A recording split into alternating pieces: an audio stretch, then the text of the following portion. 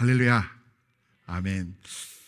여러분, 오늘 제가 마음이 좀 조급합니다. 이 사도행전 10장 1절부터 48절 내용을 여러분과 다 나누려고 지금 마음을 먹고 있습니다. 그래서 여러분 정상 바짝 차리지 않으시면 설교를 놓치실 수도 있어요. 가능한 한 제가 중요한 내용만 전하려고 하는데, 또 이 사도행전 10장이 한 절 한 절 그냥 넘어갈 수 있는 내용이 많지가 않습니다. 그래서 제가 여러분에게 권면하기는, 여러분 아마 성경책을 다 갖고 다니실 거예요. 또 요즘 또 이 앞서 가시는 분들은 디지털로 성경을 보시는 분들도 계신데, 뭐 일단 괜찮습니다. 괜찮은데 제가 늘 말씀드리지만 다음 주 성경의 말씀의 제목과 본문이 항상 이 주보에 나와 있습니다. 그래서 제가 권면드리기는 꼭 그 한 주간 이번 주에 나눌 말씀을 좀 미리 읽어보시고 묵상해보시고, 궁금한 거 있으면 메모도 해놓으셨다가 이 말씀을 함께 나누면 여러분이 훨씬 더 깊은 은혜를 누리실 것 같습니다. 그렇게 하시기를 제가 권면합니다. 특별히 제가 지금 계속 사도행전 말씀을 나누는데, 앞으로 다음 주도 그렇고 몇 주간은 조금 다른 이야기들을 나누려고 해요. 평상시 제가 하는 설교 방식이랑도 조금 다를 겁니다. 그 부분에 대해서도 잘 말씀도 묵상하시고 기도하시면서 준비하시면 좋을 것 같습니다. 제가 바로 들어가겠습니다. 이 사도행전 10장 1절에 보면은 가이사랴의 고넬료라는 사람이 있으니 이달리아 부데라 하는 군대 백부장이라. 오늘 이 사도행전 10장의 말씀에 중요한 인물 중 하나가 누구냐면 고넬료라는 사람입니다. 여러분 많이 들어보셨을 거예요. 근데 이 고넬료는 일단 유대인은 아니에요. 이방인이고 로마 사람이고, 또 로마 사람인데 직업이 뭐예요? 군인. 백부장은 부하가 몇 명이에요? 몇 명? 100명. 천부장은 1000명.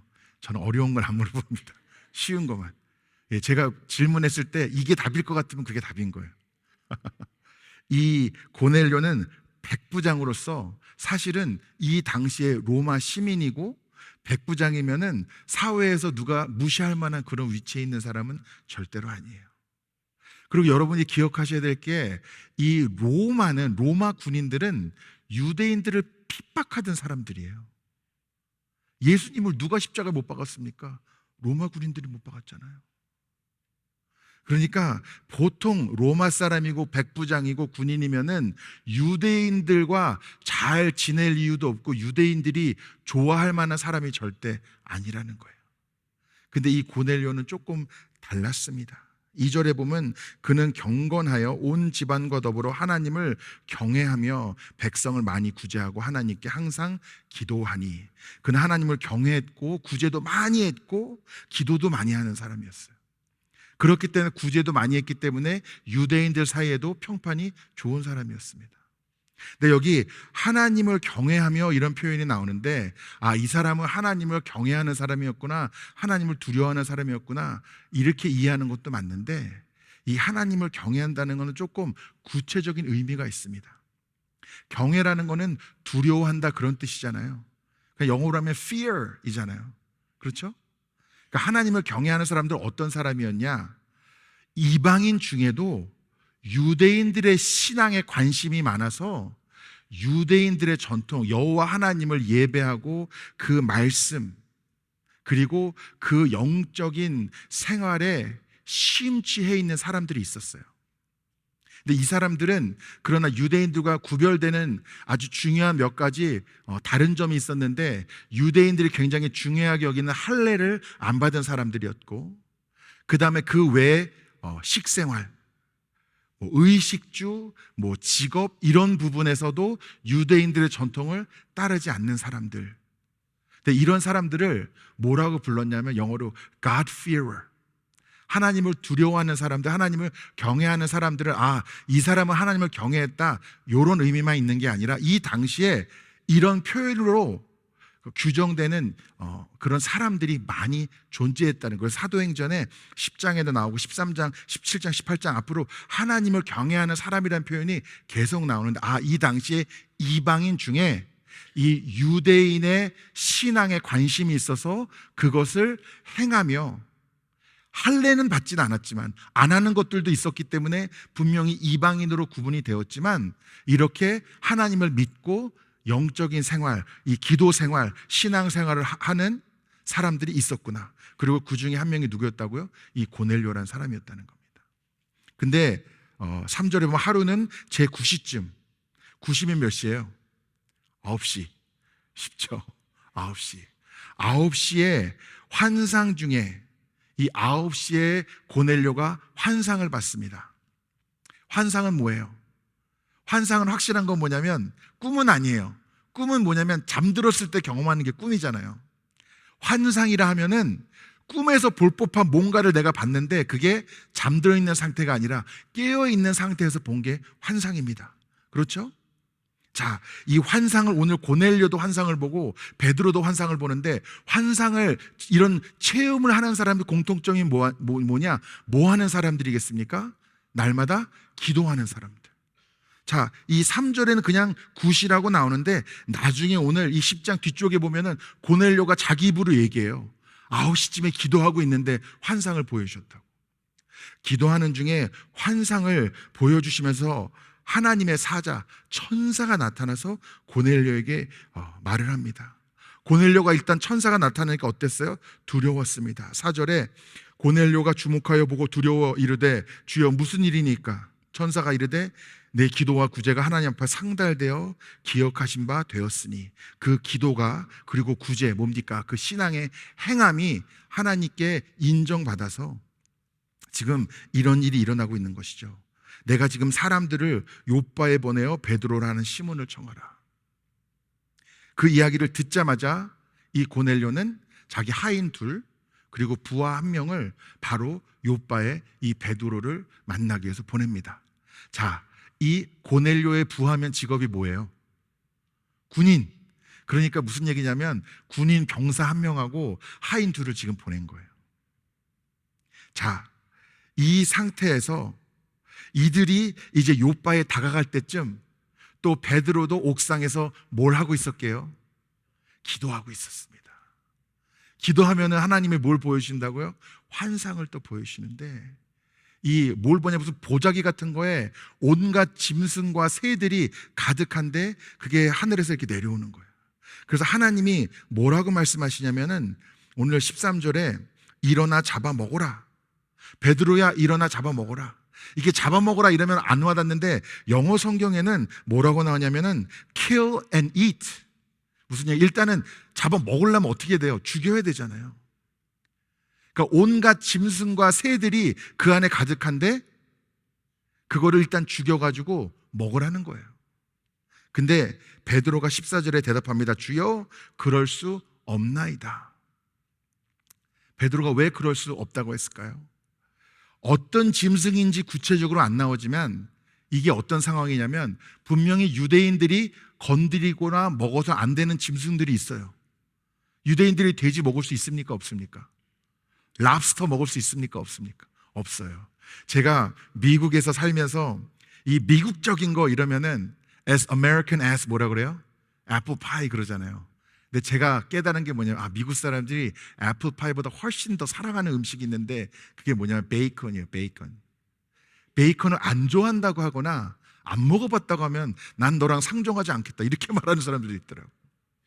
그러니까 이게 특별히 미국에 사는 저희로서는 사실 유대인들은 베이컨 절대 먹을 일이 없죠. 랍스터 먹을 일 없어요. 왜? 이 율법에 기준하면 절대로 유대인들이 먹어서는 안 되는 음식이니까. 참고로 이방인들 중에는 유대인들이 돼지를 신으로 모신다고 생각하는 사람들도 있었대요. 왜 그런 줄 아세요? 너무 맛있는데 우리는 매일 먹는데 안 잡아먹으니까 저 동물을 신성시하나 보다 그래가지고 이방인들 중에 유대인들이 이 돼지를 얼마나 웃긴 얘기입니까? 반대인데 부정하게 여기는 건데 돼지를 신으로 모신다고 착각하는 사람들이 있었다는 거예요. 절대로 안 먹었습니다. 그런데 여기서 한 가지 문제가 있어요. 14절에 제가 얘기했죠. 주여 그럴 수 없나이다. 영어 성경에 뭐라 그러냐면 surely not, Lord. 자, Lord가 뭐예요? Lord. 나의 뭐예요? 주인. 나의 주인이면 나는 뭐예요? 종. 그러면 주인이 말하면 싫어요 라고 종이 말할 수 있습니까? 없습니까? 없어요. 그러니까 surely not 이렇게 거부하는 말과 Lord란 말이 한 문장 안에 공존할 수가 없는 거예요. 이걸 뭐라고? 옥시모론? 공존할 수가 없는 거예요. 그런데 지금 베드로는 주여 나의 주인이라고 하면서도 그럴 수 없습니다 라고 하나님의 명령을 거부합니다. 근데 베드로가요 원래 이 전적이 있어요. 예수님이 발을 씻겠다고 했을 때 뭐라고 그랬어요? 안 됩니다. 나는 십자가에 못 박혀 죽을 것이다. 안 됩니다.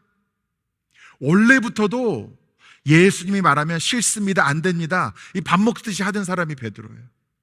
그런데 이 베드로가 성령을 받고 말씀을 전하니까 수천 명이 회심하고 병자가 낫고 이런 놀라운 역사 가운데 예수님의 사도들, 그 사도들 중에도 사도로 서가지고 하나님의 일을 하는데 오늘 말씀을 보니까 옛날 그 버릇이 완전히 고쳐진 게 아닌 거예요. 무슨 얘기입니까? 베드로 훌륭해요. 오해하지 마십시오. 베드로랑 누가 감히 저든 여러분이든 베드로와 비교될 만한 영성과 체험과 신앙을 고백을 갖고 있는 사람이 흔하겠습니까? 그렇지 않아요.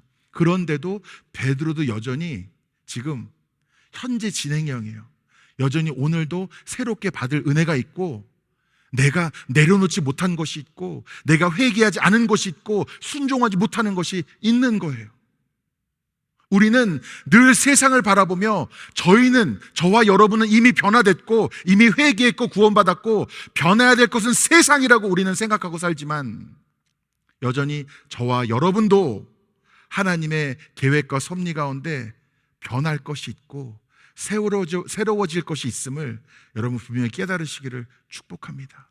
베드로도 지금 못 내려놓는 거예요. 그러면서 하나님 그럴 수 없습니다 이렇게 말하면서 뭐라고 합니까? 속되고 깨끗하지 아니한 것을 내가 결코 먹지 아니하였나이다.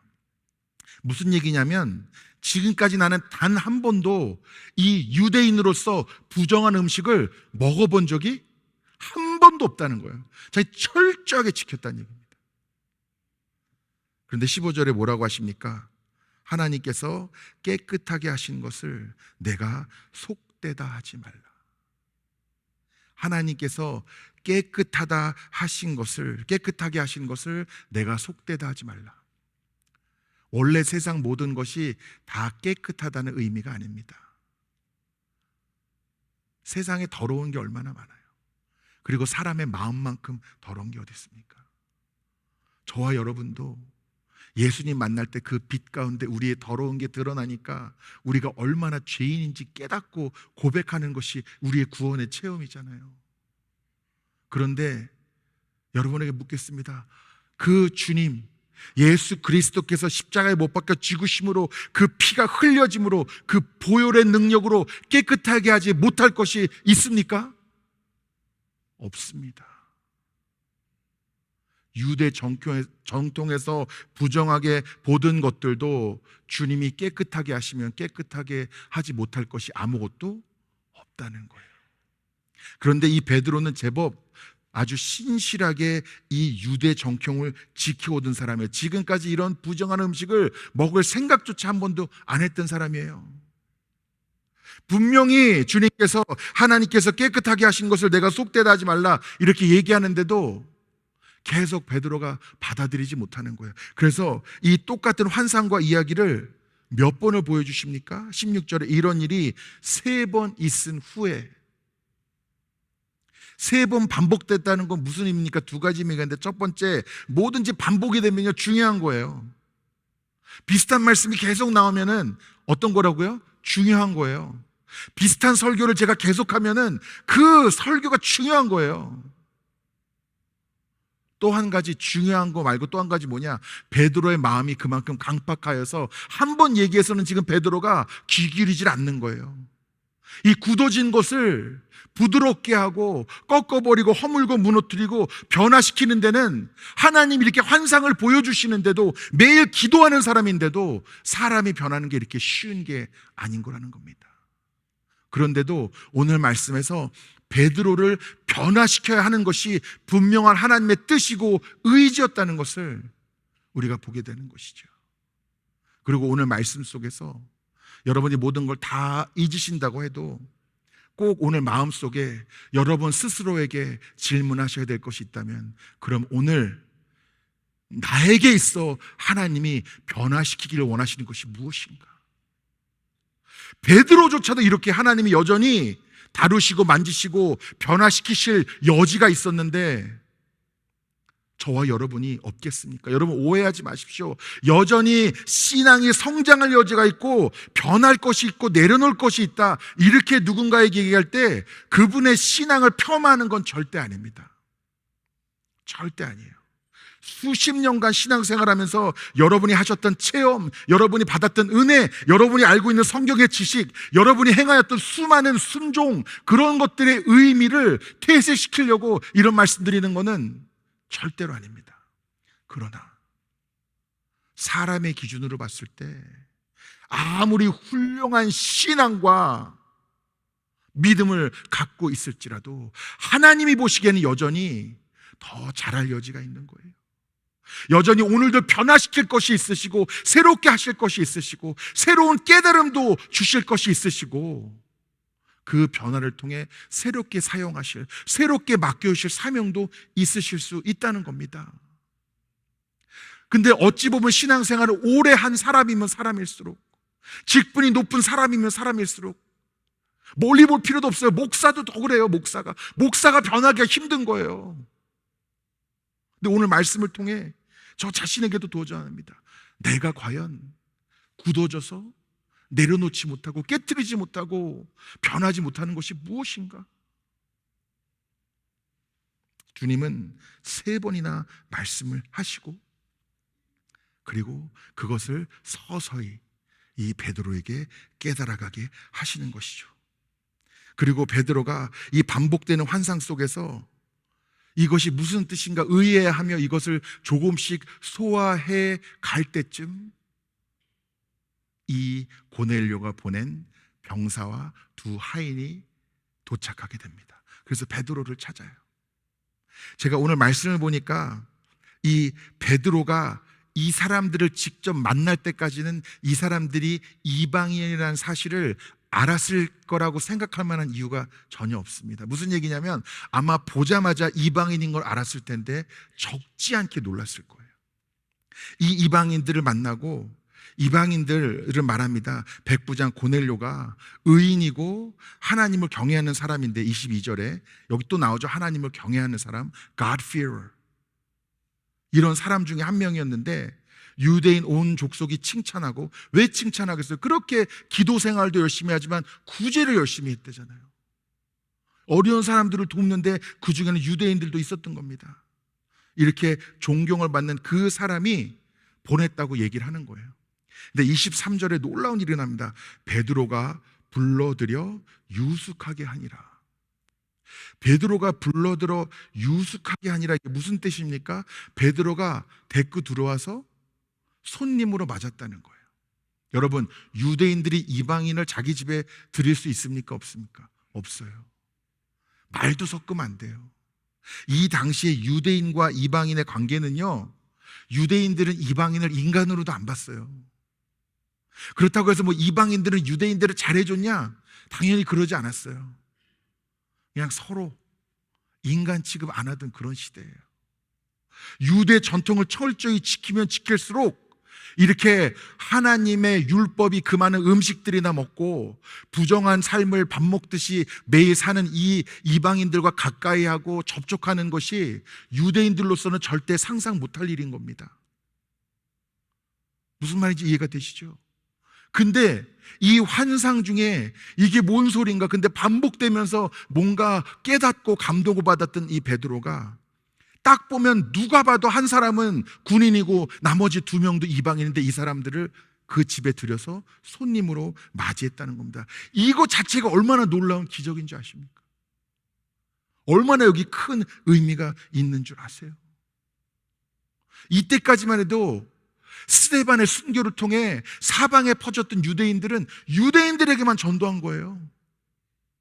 베드로가 설교해서 수천 명이 모든 지역에서 막 와가지고 예수님을 만났다고 그랬잖아요. 그것도 그냥 여러 지역에 사는 유대인들이었던 거예요. 근데 오늘 이 말씀을 기점으로 이 이방인들을 향한 하나님의 뜻이 분명히 깨달아지게 된다는 겁니다. 23절 후반절에 이튿날 일어나 그들과 함께 갈새 요빠에서 온 형제들도 함께가 아니라. 그러니까 지금 이 요빠에서 하나님이 베드로를 불러서 이방인을 향한 하나님의 마음을 이제 전하게 되는데, 제가 또 떠오르는 사람이 있었어요. 구약 성경에 똑같이 요빠 출신인데 요빠에서 이방인들에게 하나님의 말씀을 전하라고 시켰는데 반대 방향으로 가다가 물에 빠져서 물고기 배에 들어갔던 사람이 있어요. 누굽니까? 요나. 여러분, 제가 물어보면 다 대답하십니다. 모르시는 게 없어요. 요나도 요빠 출신이었어요. 요나도 이방인들을 향한 하나님의 마음, 그 말씀을 대언하도록 부름받은 사람이었습니다. 그러니까 여러분, 이 구약 성경도 잘 살피면 어떤 분들은 신약 성경에서 예수님이 사랑 이러고 사도행전에 이방인들을 전도해라 이러는데 구약 성경에는 하나님이 이방인들 죽이라고만 했다고. 그렇지 않아요. 여러분, 절대 그렇지 않아요. 잘 읽어보세요. 이방인들을 향한 깊은 사랑, 그들의 죄, 그들의 우상, 그들의 음란한 삶을 향한 하나님의 안타까움이 얼마나 깊이 이 구약 성경에 묻어 있는데요. 그리고 그 동일한 마음이 오늘 이 말씀을 통해서 저와 여러분에게도 전해지고 있는 것입니다. 24절에 이튿날 가이사랴에 들어가니 고넬료가 그의 친척과 가까운 친구들을 모아 기다리더니, 이제 자신의 집에 유숙했다가 재웠다가 이제 요빠 출신 형제들과 함께 다시 고넬료 집에 간 겁니다. 이튿날 가이사랴에 들어가니 고넬료가 그의 친척과 가까운 친구들을 모아 기다리더니 마침 베드로가 들어올 때 고넬료가 맞아 발 앞에 엎드려 절하니. 이제 하나님이 천사를 보내서 하신 말씀이 있었잖아요. 그러니까 베드로가 하나님이 보내셨는데 꼭 하나님 같은 거예요. 그러니까 엎드려 절했습니다. 그러니까 베드로가 뭐라 그럽니까? 나도 사람이라고. 그래서 28절에 중요한 말을 하는데 이르되 유대인으로서 이방인과 교제하며 가까이 하는 것이 위법인 줄은 너희도 알거니와. 자, 지금 여기 사람들이 되게 많아요. 누가 있냐면은 무두장이 시몬도 있고 베드로도 있고 병사에다가 또 종들의 이 고넬료의 가족들 있죠. 또 요빠 출신 형제들도 있죠. 지금 사실은 한 공간에 있지 않을 법한 사람들이 지금 다 모여 있는 거예요. 거기서 베드로가 이방인 당신들도 알고 우리 유대인들도 알다시피 유대인과 이방인이 교제하거나 가까이하는 것 자체가 위법이다. 여러분, 하면은 안 좋다, 하지 말아라, 권면사항이다, 이 정도가 아니라 뭐라고요? 위법, 불법. 불법은 뭐예요? 죄. 이방인들과 교제하고 가까이 하는 것이 정통 유대교에 있어서는 그 자체가 죄라는 거예요. 그런데 하나님께서 내게 지시하사 뭐라고 말씀하셨어요? 아무도 속되다 하거나 깨끗하지 않다 하지 말라. 내가 깨끗하게 할 수 없는 것은, 내가 깨끗하지 하지 못하는 사람은 이 세상에 아무도 없다 라고 말씀을 하신 겁니다. 그래서 내가 이렇게 왔다. 그리고 고넬료가 얘기합니다. 제가 나흘 전에 제 구시에, 이 30절에 나옵니다. 고넬료가 이르되 내가 나흘 전에 이맘때까지 내 집에서 제 구시에 기도하는데, 앞에는 기도하는 데라고 안 나오는데 뒤에 나오잖아요. 기도하는데 환상을 보면서 천사가 나타났던 것을 고넬료가 이야기합니다. 그리고 33절 마지막에 뭐라고 그러냐면 하나님 앞에 있나이다. 지금 하나님이 보내신 이 베드로, 그 베드로를 맞으면서 내가 하나님 앞에 지금 있습니다, 이렇게 고백을 해요. 그리고 34절부터 이제 뭐가 나오냐면 베드로가 43절까지 말씀을 전하는 거예요. 어떤 말씀이냐? 하나님이 계신데 하나님은 외모를 보지 않으시는 하나님이고, 하나님을 경외하며 의를 행하는 사람들을 다 받으시는 하나님이고, 이 하나님께서는 예수 그리스도로 말미암아 화평의 복음을 이 땅에 보내주셨는데, 먼저 세례 요한을 보내셨고, 또 예수를 통해 성령의 능력이 나타나시며 하나님의 나라를 선포하시고, 또 십자가에 달려 죽으시고 부활하시고 승천하시고 다시 오실 것을 약속하셨는데, 이제 마지막의 때에는 우리의 재판장이 되실 분이 바로 이 예수님이시다. 복음을 쫙 이 이방인들에게 전합니다. 그리고 43절에 뭐라고 하냐면, 그에 대하여 모든 선지자도 증언하되. 무슨 얘기니까, 예수님은 그냥 요즘 갑자기 나타난 하나님의 아들이 아니라 구약 성경에서부터 수많은 선지자들이 장차 예수님이 오실 것을 이미 예언했었다는 거예요. 예표했다는 겁니다. 그런 예수님이신데, 그를 믿는 사람들이 43절에 다 그의 이름을 힘입어 죄사함을 받는다. 아멘. 그를 믿는 사람들은 뭐라고요? 다, 누구도 예외 없이 그의 이름을 힘입어 죄사함을 받는다는 것입니다. 지금 여러분은 이 얘기 들으면서, 아유 목사님, 그 다가 그게 뭐가 대단한 거라, 원래 그런 거잖아요. 근데 이 당시에 지금 이 말씀을 듣는 사람들, 이방인인 건 유대인인 건 같이 있는 것만으로도 위법이라는 것을 알고 있는 사람들, 그러나 기도 가운데 하나님의 환상과 음성이 너무 강력하고 분명하여서 그 말씀에 순종하기에 모여있었던 이 사람들에게 이 말씀이 얼마나 놀라운 말씀이고 파격적인 말씀이고 새로운 말씀이었는지를 여러분이 이해하셔야 된다는 거예요. 그러면서 저와 여러분이 함께 읽었던 그 말씀이 나오는 겁니다. 44절에 베드로가 이 말을 할 때 성령이 말씀 듣는 모든 사람에게 내려오시니, 어떻게 내려왔다고요? 모든 사람에게. 베드로와 함께 온 할례 받은 신자들이 이방인들에게도 성령 부어주심으로 말미암아 놀라니. 뭐가 놀라운 거예요? 이렇게 복음을 전하면 지금까지 유대인들이 성령을 받고 유대인들이 회개하고 유대인들이 세례받고 구원받는 거는 너무나 많이 봐왔는데, 이방인들도 구원의 대상인지 몰랐다는 거예요. 근데 이방인들에게도 말씀을 전해보니 똑같이 성령이 임하는 것을 보고 할례 받은 사람들이 놀랬던 거예요. 할례 받은 사람이 누구예요? 유대인들이 다 지금 놀라고 있는 것입니다. 46절에 이는 방언을 말하며 하나님의 높임을 들음이로라. 47절에 이에 베드로가 이르되 이 사람들이 우리와 같이 성령을 받았으니 누가 능히 물로 세례 베품을 금하리요? 명하여 예수 그리스도의 이름으로 세례를 베풀라 하니라. 그들이 베드로에게 며칠 더 머물기를 청하니라. 아멘. 여러분, 제가 오늘 이 말씀을 제목을 준비할 때 굉장히 고민 많이 했습니다. 제가 베드로의 환대, 고넬료의 환대 이렇게 제목을 정했는데, 왜 그러냐면 고넬료가 베드로를 받아들인 것도 놀라운 하나님의 기적이고, 또 베드로가 고넬료가 보냈던 그 병사와 그 하인들을 머물게 유숙하게 했던 것도 놀라운 일인데, 이것이 다 성령 충만함, 기도 가운데 하나님의 말씀 가운데 일어난 기적들이었다는 것이죠. 근데 한편으로는 제가 원래 생각했던 제목이 뭐였냐면 베드로의 회심이었어요. 우리 보통 사도행전 보면은 누구의 회심이 떠오릅니까? 사울의 회심, 바울이 되는 그 회심을 우리가 생각하잖아요. 예수님을 따르고 믿던 그 유대인들을 쫓아다니면서 핍박하던 그 유대인 중에 한 사람이었던 사울이 예수님을 만나는 회심. 그리고 또 뭐를 생각하겠어요? 예수님을 믿지 않았던, 예수님을 전혀 모르던 사람들, 이방인들이 예수님을 만나서 회심하는 회심. 근데 또 한 가지 중요한 회심이 있는데, 그것은 예수님을 믿는 자들의 회심이라는 것입니다. 오늘 말씀에서 베드로가 평생 지키고 살아왔던 전통과 가치가 있어요.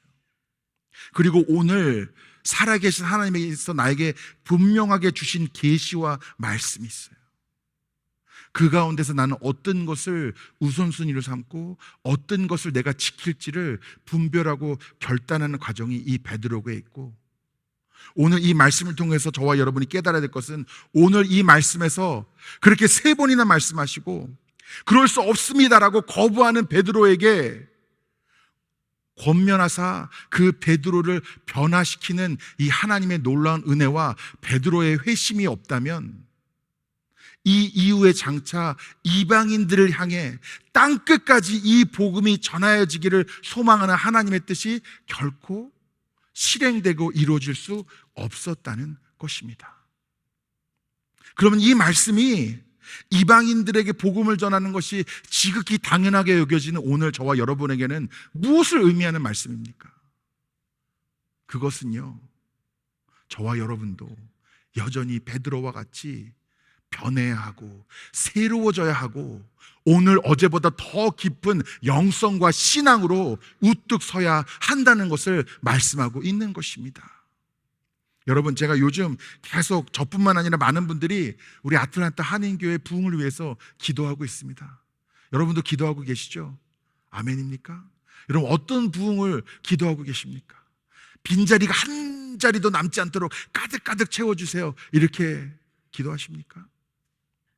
그런 기도도 하십시오. 해야죠, 당연히. 저도 합니다. 그런데 이 말씀을 준비하면서 제가 깨달아지는 게 있는데, 결코 부흥은 숫자가 늘어나가는 것만이 부흥을 의미하는 것이 아니라는 것입니다. 진정한 하나님의 역사가 시작되는 그 역사의 현장에 가보면은 먼저 하나님이 자신이 사용하실 일꾼들을 새롭게 변화시키는 역사가 나타나더라는 겁니다. 그러면 우리 아틀란타 한인교회에 하나님이 부어오실 부흥은 무슨 부흥입니까? 먼저 저와 여러분이 새롭게 되는 부흥, 먼저 저와 여러분이 제대로 회개하고 변화되고 내려놓지 못하는 거 내려놓고 불순종하는 그 마지막 1%를 온전한 순종으로 변화시키고, 내가 오늘 기도의 자리 가운데 하나님의 음성을 듣고 하나님의 사명을 받게 되는 그 역사가 저와 여러분 가운데 나타나야 한다는 것입니다. 요즘 저희 교회에서 전도도 아주 열심히 전도 운동이 일어나고 있어요. 토요일 날 전도로 시작되었는데 또 뭐 수요일 날도 하고, 또 언제 전도할 수 있냐고 문의하는 분들이 많으시더라고요.